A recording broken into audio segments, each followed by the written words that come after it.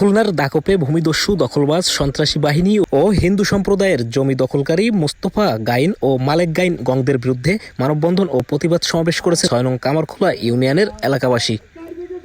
বুধবার ১০ ডিসেম্বর বিকেলে উপজেলার কালীনগর বাজারে এ মানববন্ধন ও প্রতিবাদ সমাবেশের আয়োজন করা হয়। শতাধিক নারী পুরুষ এ মানববন্ধন ও প্রতিবাদ সমাবেশে অংশগ্রহণ করেন। মানববন্ধন ও প্রতিবাদ সমাবেশে ভুক্তভোগী সঞ্জয় মাঝি, নিশি মাঝি, উত্তম সরকার, মণিশঙ্কর মাঝি, লুৎফর সানা, মমতা বেগম, মরিয়ম বেগম সহ বেশ কয়েকজন বক্তব্য রাখেন।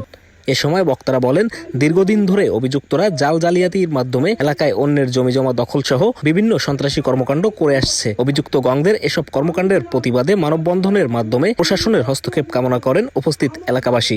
এতদিন আমার দুই কাকার জমি জোর করে দখল করে ধান কাটতে এসেছিল, আমরা বাধা দিয়ে তাদের এলাকার লোকজন নিয়ে বিভিন্ন বলি আমরা তার বাধা দিয়ে তাদের বাড়ি করে দিয়ে আমাদের ধান আমরা নিজেরা কেটে বাড়ি তুলি। একটা ভয়ঙ্কর বিধ্বস্ত মানুষ মোস্তফা থেকে প্রায় ধান কাটা যাবে না, আমি কোনো ধান কেটা কাটবে বলে আমরা কাটবো কোনো পারলে এই জায়গাতে কেটে নিয়ে যাও, আমরা কাটতে লাগি এই করি দুটো আটা দেশে ভ্রমণ করে কোনো আর এদিকে এরা সারা জায়গায় এইসব অবকাশ করে বেড়ায়। তাই এই সন্ত্রাসী বাহিনী যাতে সুষ্ঠু বিচার চাই এদের প্রশাসনের কাছে দৃষ্টি আকর্ষণ করছে, আর যাতে এই গ্রামবাসী সুস্থ থেকে এই সন্ত্রাসী বাহিনীর হাত থেকে।